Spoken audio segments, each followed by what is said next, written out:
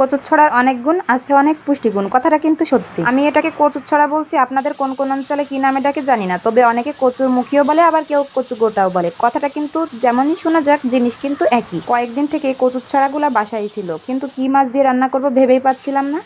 আমি ইলিশ মাছ দিয়ে ছাড়া কচুর মুখি খেয়ে থাকি না, তাই রান্না করতে কিছুটা কনফিউশনে ছিলাম। কিন্তু আপনার ভাইয়া বাজার থেকে একটি সাগরের মাছ কিনে এনেছিল, যেটা দিয়ে আমি কচুর ছড়া রান্না করা শুরু করলাম। দেখি খাবারের টেস্টটা কেমন আসে। তবে রান্না করার পর দেখলাম খাবারটা মাশাআল্লাহ অনেক মজা হয়েছে।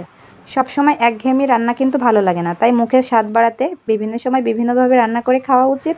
লবণ হলুদ দিয়ে মেখে মাছগুলোকে ভালো করে ভেজে কড়াই থেকে তুলে নিয়েছিলাম। এবার কড়াইয়ে দিলাম কিছুটা পেঁয়াজ। আস্তে আস্তে সবগুলো মশলা ও উপকরণ অ্যাড করব এবং ভালো করে নাড়ে চাড়িয়ে কষিয়ে নিব।